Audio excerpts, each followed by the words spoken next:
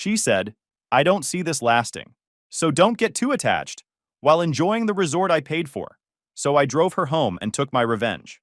This happened about 8 months ago, and I'm finally ready to share the whole story. Trust me, this gets wild by the end. So stick around. I know this is long, but every detail matters for the full picture. Quick background on me. I, 28 male, work as a project manager at a construction company making about $78,000 annually. Not rich by any means, but I'm comfortable.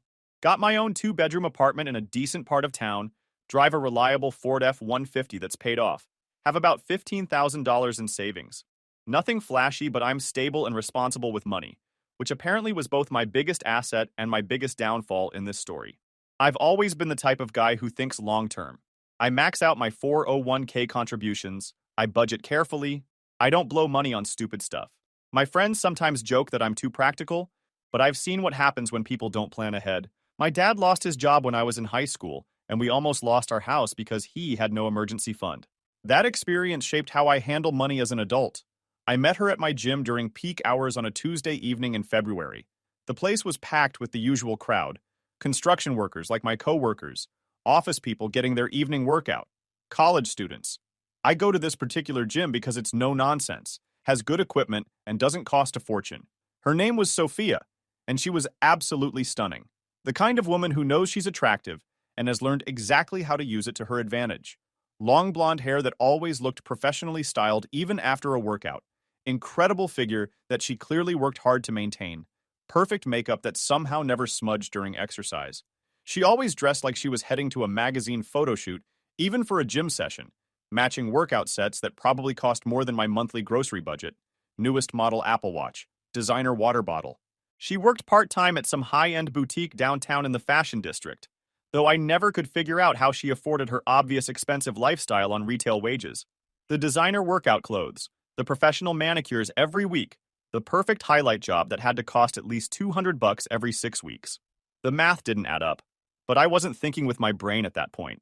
She approached me, which should have been red flag number one looking back on it now. I was finishing up my shoulder workout, doing some lateral raises with 25-pound dumbbells, when she walked over and asked if I could spot her on bench press. She claimed she wanted to push herself and try a heavier weight than usual.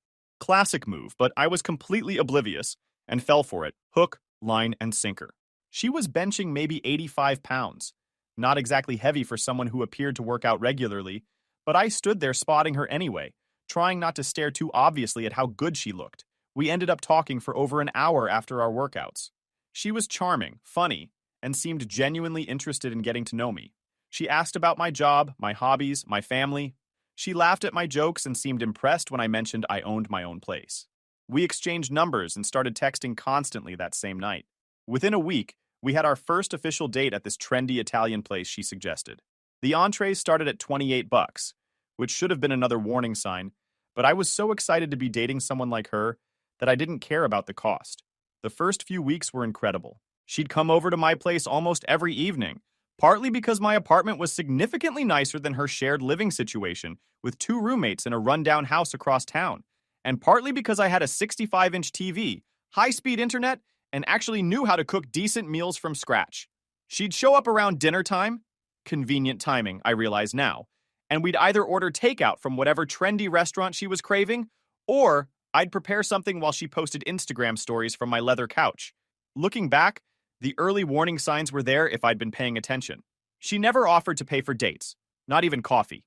When the check arrived at restaurants, she'd just sit there scrolling through her phone or touching up her lipstick until I handled it. She'd consistently forget her wallet or claim her banking app was acting weird whenever it was time to pay for anything. Her rideshare account was always having technical issues, so I'd end up driving her everywhere in my truck or covering her transportation costs. But the physical chemistry was incredible, and she was gorgeous. So I convinced myself this was just how dating worked with women like her. I thought maybe she was traditional and expected the man to pay, or maybe she was just going through a rough financial patch. Looking back, I was setting myself up for disaster from day one. About 2 months into our relationship, Sophia's true colors started showing more clearly. She'd gotten comfortable with me covering all our expenses, and began getting more demanding and entitled about it. We'd go to restaurants and she'd automatically order the most expensive entree on the menu without even looking at prices, multiple appetizers that we couldn't possibly finish, dessert even when she claimed to be watching her figure, specialty cocktails that cost $15 each, then act genuinely annoyed if I suggested sharing something to keep costs reasonable. "You make good money," she'd say with this entitled tone that I was starting to hear more often. "What's the point of dating someone successful if they're going to be cheap about dinner? I thought you were different from other guys." She started dropping increasingly obvious hints that I should be doing more to enhance her lifestyle. Comments like, "My friend Jessica's boyfriend surprised her with this gorgeous tennis bracelet for no reason at all," or "Sarah's guy took her to that new spa resort in Scottsdale for the weekend, and she said it was amazing," always comparing our relationship to others, always implying I wasn't measuring up to her standards or expectations. The comparisons were constant and calculated. She'd show me photos on her phone of expensive gifts her friends had received, restaurant bills from fancy places they'd been taken, vacation pictures from trips their boyfriends had paid for. It was like she was running a subtle marketing campaign to convince me I needed to step up my financial game. The real turning point came when she lost her boutique job in early April. According to her version of events, she'd been let go completely unfairly because the manager was jealous of how well she connected with customers and how much attention she got from male shoppers. She painted herself as a victim of workplace politics and female jealousy.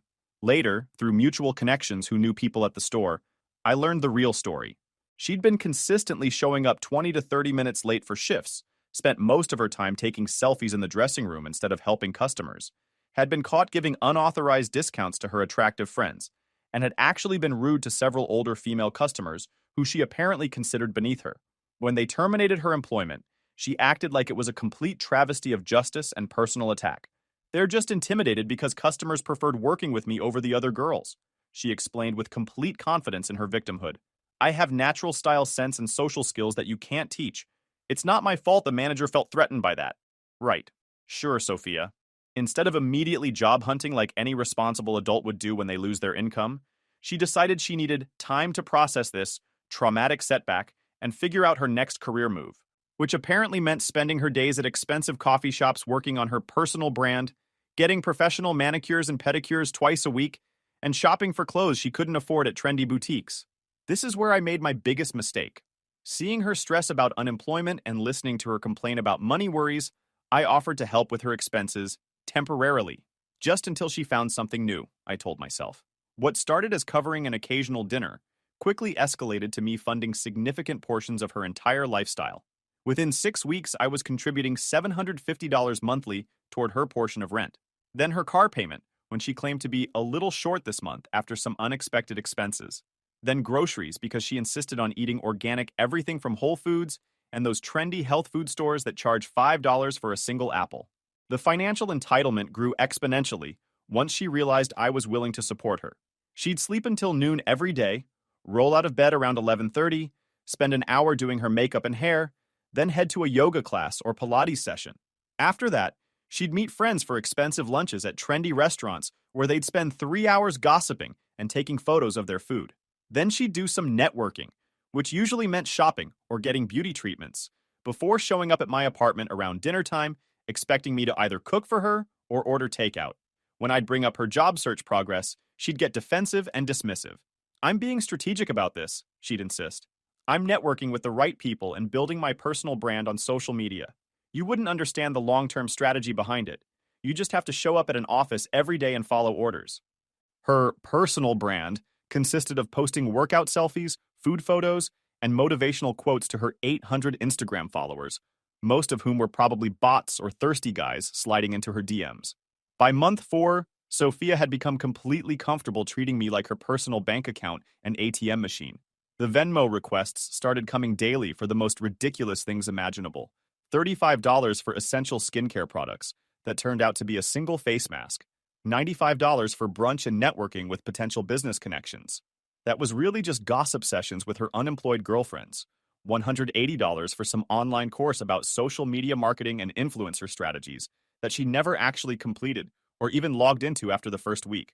The most frustrating part was how she'd react when I questioned any expense or asked for details. I asked why she needed $70 for a single yoga class when my gym membership included unlimited group fitness classes for both of us, including yoga sessions 3 times a week. "It's hot yoga with a celebrity instructor who's been featured in magazines," she responded, rolling her eyes like I was being completely unreasonable and unsupportive. I'm investing in my wellness and mental health journey. I thought you cared about my well-being and personal growth. Everything became an investment in her vocabulary. $140 hair highlights were an investment in her professional appearance for networking opportunities. $280 boots were an investment in her career wardrobe for the job interviews she wasn't actually going on. An $85 facial was an investment in her emotional health and self-confidence during this challenging transition period. She'd gotten so comfortable with our financial arrangement that she started making expensive commitments using my money without even consulting me first. She'd book appointments at high-end salons and spas and simply assume I'd cover the cost when the bill came. She ordered a $380 skincare routine online and had it delivered to my apartment, then acted genuinely surprised and hurt when I wasn't thrilled about the unexpected expense showing up on my credit card. "I thought you wanted me to look good for you," she said, with this manipulative, pouty voice that used to work on me. "I'm doing this for us, for our relationship. Don't you want me to feel confident and beautiful?" The situation that really should have been my wake-up call happened when she suggested I increase my 401k contributions and look into higher yield investment options so we could build our financial future together and start planning for the lifestyle we want. This was the exact same week she booked a $250 massage package because she was feeling overwhelmed about our relationship dynamics and needed to process her emotions. My friends and coworkers started expressing serious concerns about the situation.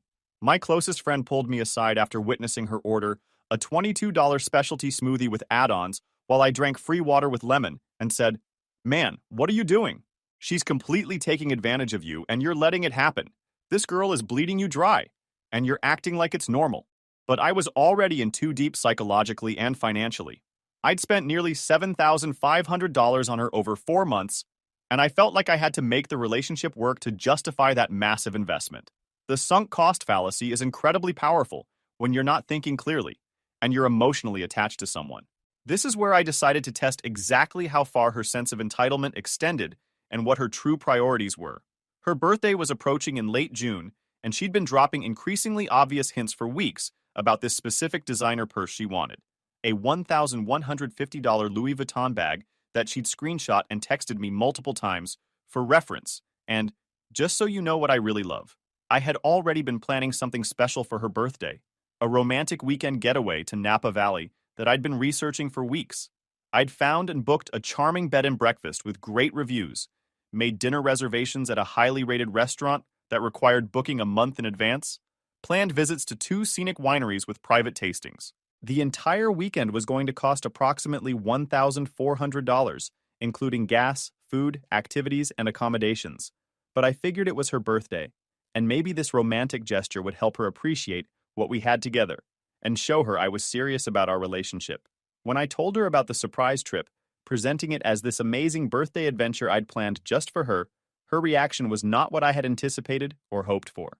"That sounds nice," she said without much enthusiasm, barely looking up from her phone where she was scrolling through Instagram. But I was really hoping for something more. Permanent, you know? Something I could keep and treasure forever. She literally pulled up the Louis Vuitton website on her phone and showed me the bag again, zooming in on the price tag and product details. This would mean so much more to me than just another weekend away. Experiences are temporary and then they're over, but this would remind me of you and how much you care about me every single day. I couldn't believe what I was hearing. I'm sitting there telling her about this romantic getaway I'd spent weeks planning and researching, and she's essentially telling me she'd rather have an overpriced purse that probably costs more than most people's monthly rent. But I was still in complete denial about who she really was as a person. "What if we do both?" I suggested like a complete fool. "The trip and maybe a nice piece of jewelry or something smaller as well?" She got this expression on her face like I'd just suggested we celebrate her birthday at a fast food restaurant. "I guess that could work," she said reluctantly, like she was doing me a favor by accepting a $2,600 combined gift. "But you know what would really make me happy and show how much you care about making this relationship special." So I bought the ridiculous purse. $1,150 plus tax and shipping, bringing the total to nearly $1,250. I figured I'd give it to her during our weekend trip to make the moment extra special and memorable, maybe present it over dinner or during a romantic walk. The trip itself was a preview of disasters to come. She spent the entire 2-hour drive taking selfies with the purse, posting Instagram stories about her incredibly generous and thoughtful boyfriend, and texting her friends photos of the bag with captions about how spoiled she was. She barely looked out the window at the beautiful scenery we were driving through. We arrived at the bed and breakfast, and she immediately started complaining about everything. The room was smaller than she'd imagined from the photos. The view of the vineyards wasn't Instagram-worthy enough for the kind of content she wanted to create. The bathroom lighting was completely wrong for her skincare routine documentation and morning selfies. At our special birthday dinner at the restaurant I'd booked weeks in advance, she ordered the most expensive item available, a $62 filet mignon, plus 3 appetizers, dessert, and multiple specialty cocktails, then spent the entire meal on her phone, responding to comments on her purse photos and posting stories of our dinner. When I suggested she put the device away so we could actually have a conversation and connect on her birthday, she said, "This is work. I'm building my influencer presence and engagement. You should be proud that I'm documenting our relationship." Her influencer presence consisted of 847 followers, most of whom were probably fake accounts or desperate guys from her DMs anyway. The next morning at the bed and breakfast complimentary breakfast, she was still glued to her phone, responding to DMs and planning her next post, when I decided we needed to have a serious discussion about our relationship's direction and future. "Sophia, can we talk about us for a few minutes without any distractions?" She barely glanced up from her screen. "What about us? I mean, where do you honestly see this relationship going long term? We've been together 6 months. I've been financially supporting you through your job transition, and I just want to understand if you're as committed to building something real as I am." That comment got her attention. She put her phone down on the table and gave me this look like I was being completely unreasonable and overly dramatic about everything. "Committed how exactly?" she said with a slight edge to her voice. "Like, emotionally committed?" "Yes, emotionally committed. Financially, I'm clearly already heavily invested in this relationship. I just want to know if you see a genuine future here, or if I'm just convenient for you right now." She took a sip of her complimentary orange juice and shrugged dismissively, like this was the most obvious thing in the world. "I mean, you're sweet, and you're stable and reliable. That's definitely important in a partner." "That's it? Sweet and stable? What do you want me to say exactly?" she said, getting slightly defensive. "You're like my safety net, you know? You handle all the stressful stuff, bills, expenses, planning, adult responsibilities, so I don't have to worry about all that boring stuff. That's incredibly valuable to me." Safety net. She actually used those exact words to describe me and our relationship. To my face. Like that was supposed to be some kind of compliment or romantic declaration. "So what happens when you don't need a safety net anymore?" I asked, trying to keep my voice level and not show how much that hurt to hear. She looked at me like I was asking the most obvious question in the world, like a child asking why the sky is blue. "I don't know. I guess we'll figure that out when it happens, right?" I sat there for a long moment, letting that statement fully sink in and processing what she'd just told me. This woman had spent 6 months treating me like a walking ATM machine, had just accepted a $1,250 purse from me for her birthday, and was casually telling me that she viewed me as temporary financial security until something better came along or until she no longer needed my support. "You know what, Sophia? You're absolutely right. We'll definitely see what happens." I paid our breakfast check without another word and suggested we pack up and head home since she clearly wasn't enjoying the romantic aspects of the trip anyway. She was perfectly fine with that suggestion. She'd gotten her expensive gift and enough Instagram content to last a week, so the weekend had served its purpose for her. The drive home was mostly silent. She went back to her phone, probably planning her next social media posts and responding to comments about her new bag, while I mentally planned my exit strategy from this relationship and calculated exactly how much money I'd wasted. I spent the following week carefully planning my approach and thinking through every detail. Here's what I'd learned about dating someone with serious gold digger tendencies. They're typically terrible with personal money management because they've become accustomed to other people handling financial responsibilities for them. Sophia had zero savings that I knew of, no backup plan, no family money to fall back on, and had gotten completely comfortable living above her actual means using my income as her personal fund. I started by quietly canceling services and cutting off her access to things she'd taken for granted. The gym membership that included her as my guest? Canceled, but I didn't mention it to her. The family streaming service plan she was using for Netflix, Hulu, and Spotify? Switched back to individual accounts. All the subscription services she'd been accessing through my accounts? Passwords changed. The grocery delivery service that charged to my credit card? Canceled. I also started meticulously documenting exactly how much she was costing me monthly by going through my bank statements and credit card bills. Rent contribution, car payment assistance, food, entertainment, random Venmo requests, beauty treatments, clothes shopping. It was averaging about $2,650 per month. That was nearly my entire take-home pay after my own living expenses, mortgage, and retirement contributions. The brilliant part of my plan was that she'd gotten so comfortable and entitled with our financial arrangement that she'd completely stopped tracking money or expenses. She'd just purchase whatever she wanted and assume I'd handle payment, request money for random things, and assume I'd send it immediately without question. On a Tuesday, I started testing the waters. I texted her that I had to work late on a big project deadline and couldn't do our usual dinner plans. She responded within minutes, "Okay, babe, no worries. I'll just order something good from that new sushi place I wanted to try. Can you send me like $45? Their rolls are a bit pricey, but they look amazing on Instagram." I didn't respond. Wednesday, she texted, asking if I could cover her portion of utilities since she was a little tight this month after some unexpected expenses with my car. No response from me.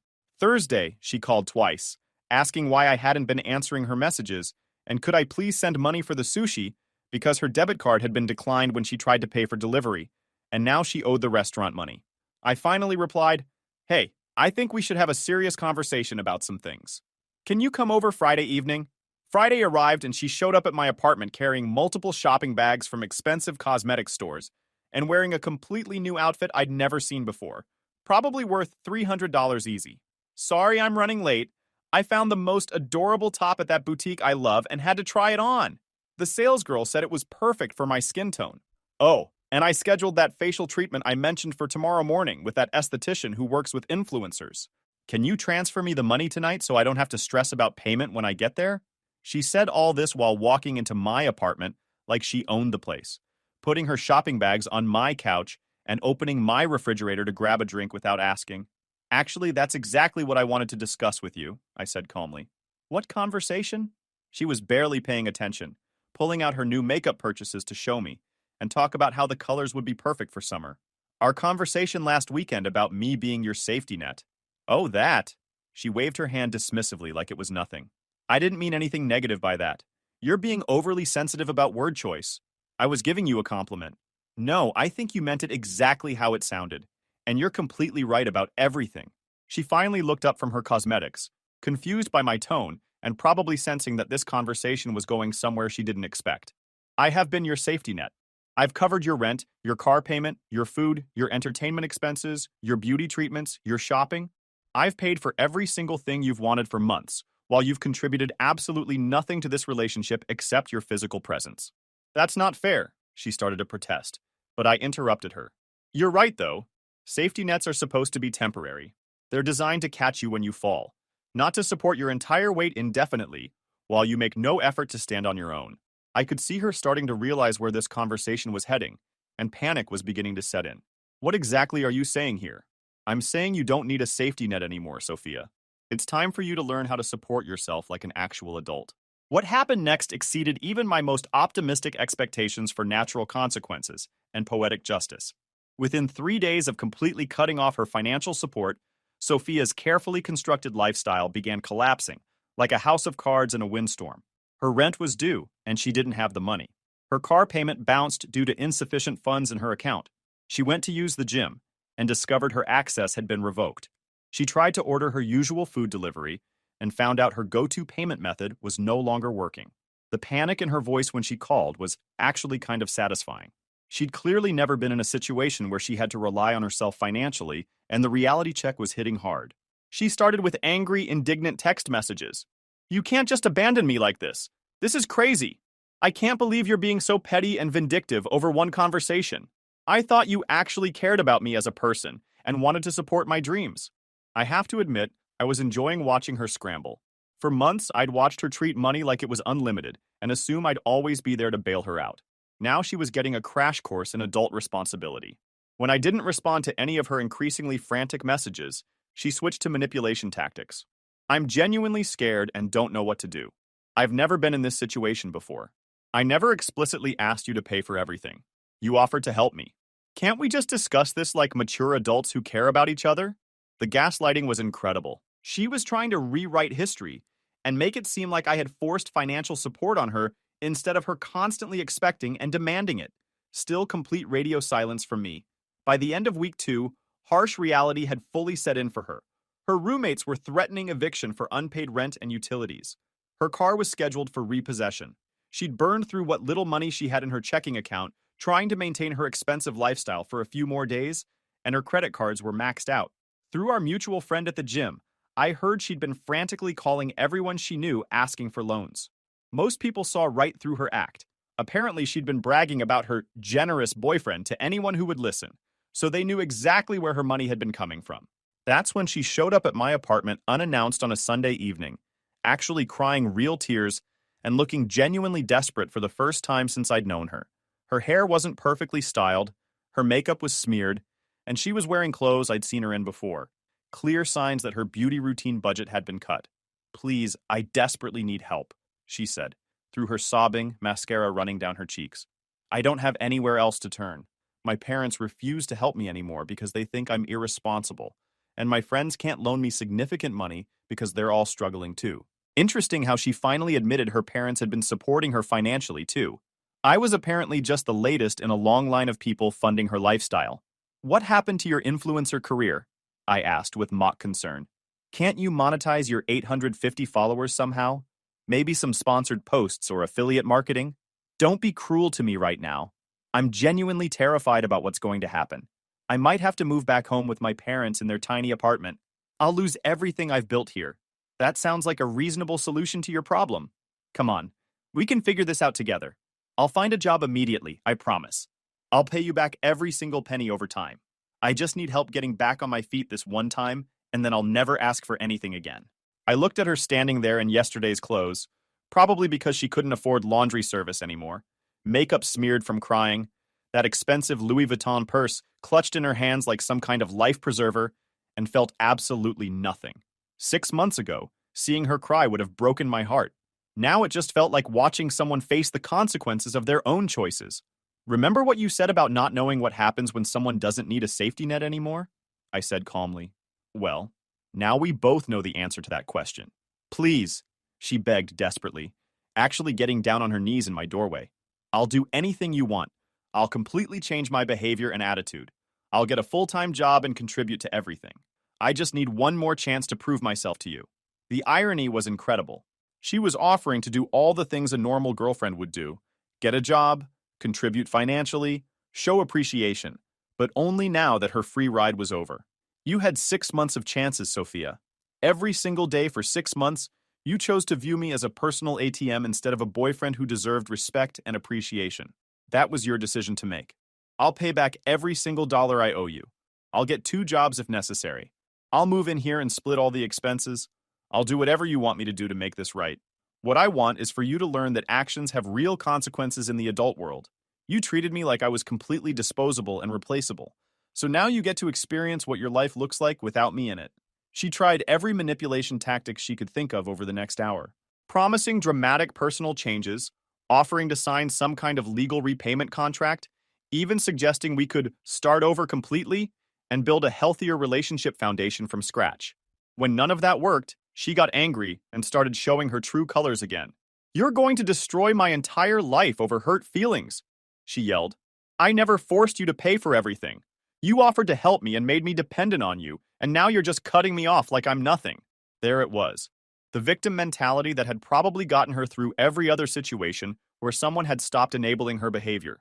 "And you never refused help or showed appreciation. Not even once in 6 months. So this is really it? You're just going to let me lose everything I've worked for? You haven't worked for anything, Sophia. Everything you have was paid for by someone else. I'm not letting you lose anything. This is the natural result of choices you made when you decided I was just your temporary safety net until something better came along." She stormed out that night, and I haven't seen her since. But the story gets even better and more satisfying.